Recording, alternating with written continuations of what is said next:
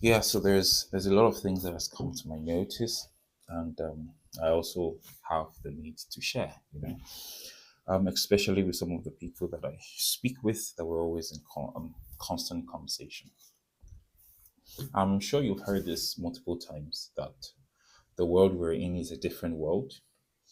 It is nothing like what we have ever seen. It is nothing like what we have ever experienced. What that means is that, you know, this is the time where the manifestation of the fruit of the tree of knowledge of good and evil, this is when you're actually going to see it.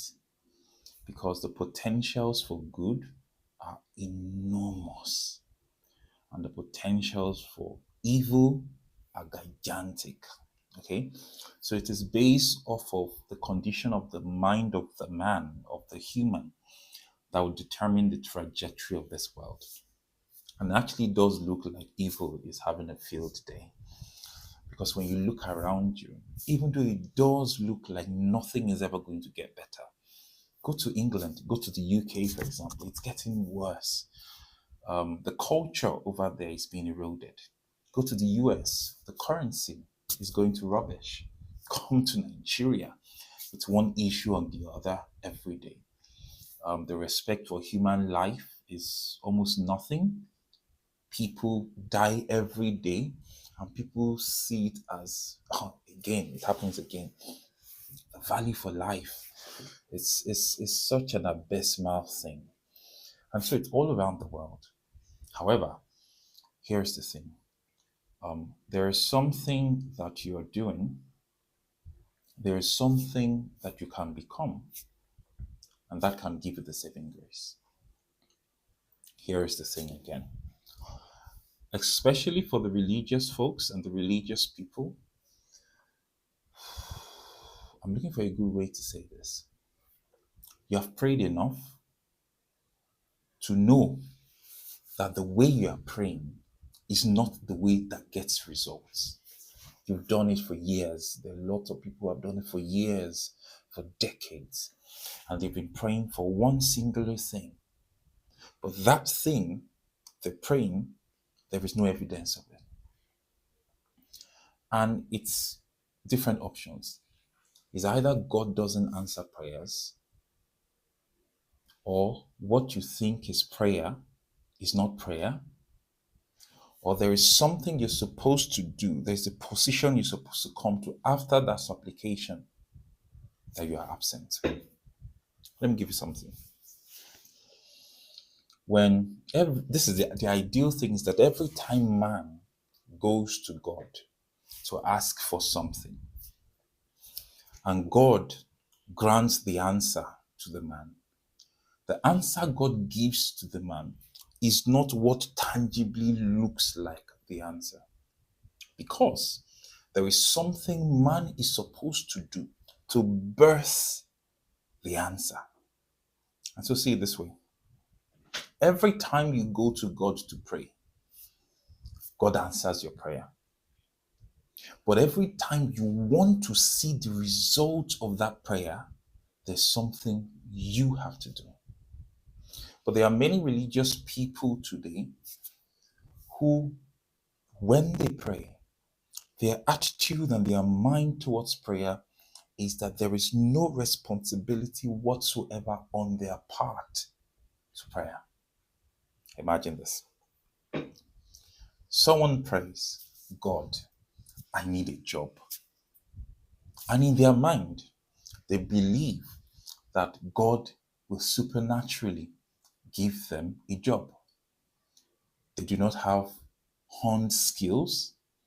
They have not written any application for any job. They have not built good relationships with people, and then you expect a job. Do you know what a job is? A job is not all about the money. The job is that you have something within you, a skill, a competence, a solution, and you're giving it to the world. And in return for that service, the reward is money. So think about it this way. You go to God and you ask for money, which is a reward for doing something. But you don't do the thing that gets you the reward. And now you sit down and say, God does not answer prayers. Sometimes people pray for reforms and then they just believe that God will speak to the government and then the government will just supernaturally align with God. It doesn't work that way. You've tried it for years, it still hasn't worked. Everyone prays for a new nation, a better country, a righteous nation. Do you think that the people there want things to be righteous? No. So back to what I was saying. When man goes to meet God, God gives man a token, which is the answer to the prayer. But for that answer to be made manifest, man needs to sit on his throne and then make that answer happen. That throne is the place of authority God has placed man. But the thing is that many people who go to God to pray have no idea that there is any throne. Why? They're either ignorant or they've abdicated the throne, or someone else occupies the throne. And so you cannot make things happen on the earth until something issues from a throne. Because the answers of God comes from the throne of God. The answer of man must come from the throne of man. And it's people that are in the position of authority and power that have the potentiality to make that thing manifest. So as a believer, if you continue to pray to God and you do not understand your place of authority, nothing will happen. You will continue to pray.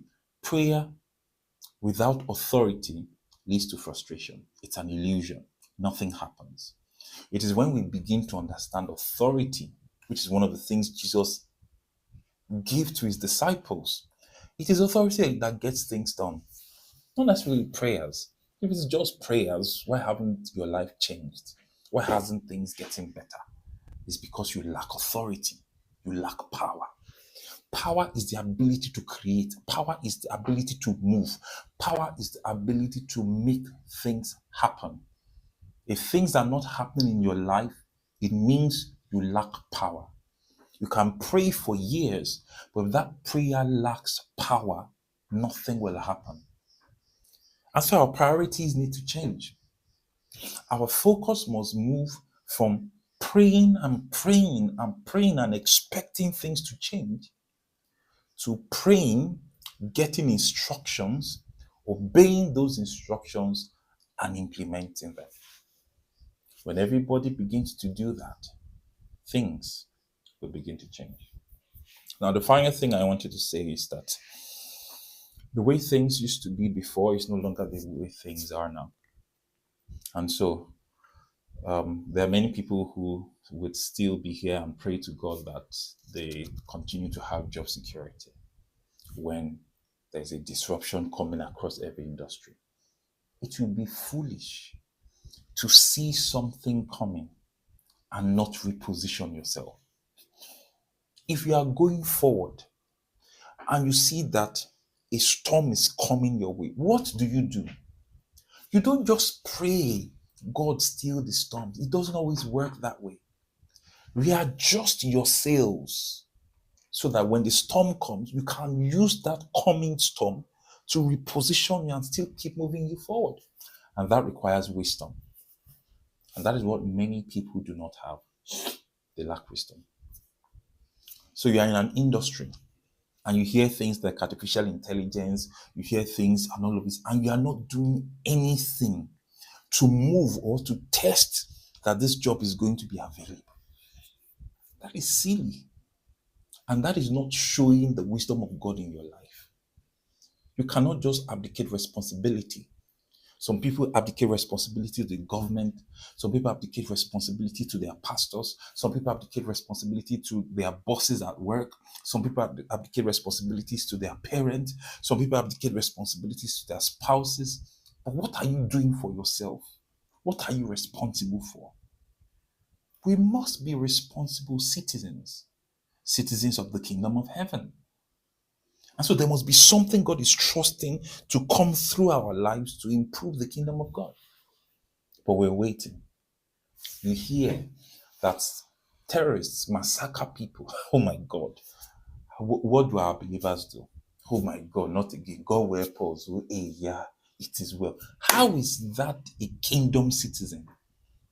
How can you demonstrate the dominion of God on the earth? And I need you to understand, the dominion is not about taking arms and going fire for fire with the terrorists.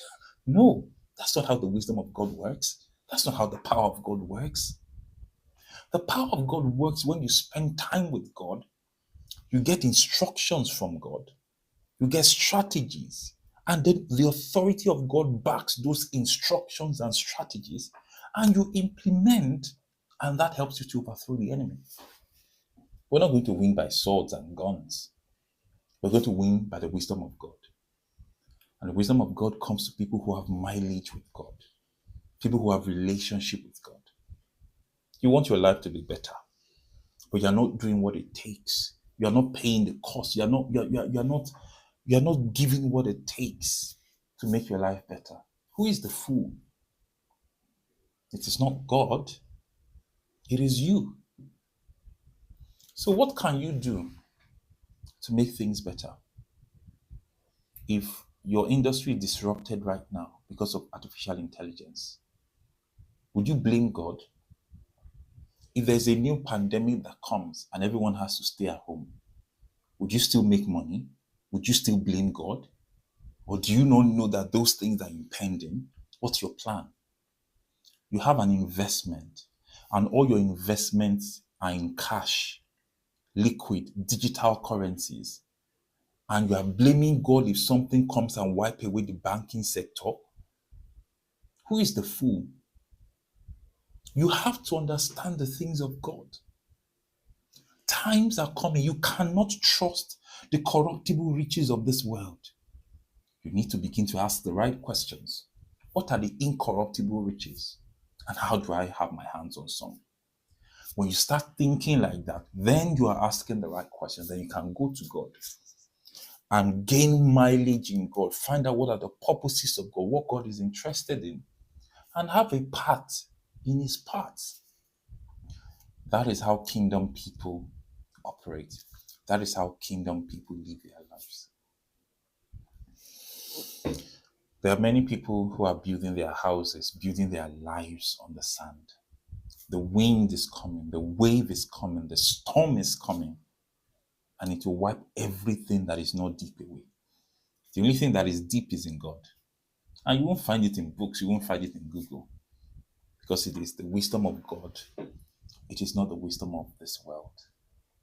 And so, as I've always shared with some of the people in my close corners, you cannot afford to be idle now. There must be something pressing in your heart more than your job, more than your money, something that is of God. Because it is only the people that are caught doing the things of God that will be spared.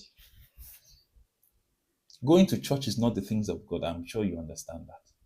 Because there are many people who say, Christ, we did this and that in your name. We paid tithe and offering in your name. And God will say, I know you not, you workers of iniquity. It is those who are caught doing the things of God that will have the backing of God, the power of God, and the authority of God. They are the ones that will not be moved. I'm sad to say, those people are very few. May the Lord give you understanding. All right, there's so lot to say, but so little time. And so I'm going to pause here. And I just hope that you have the wisdom to rethink your life and to be sure that your life is heading in the right direction. Do not be distracted with everything that is happening in this world. Do not be distracted. Make sure that you focus on the main thing. And the main thing is the thing of God. All right. God bless you. And may the wisdom of God continue to be with you.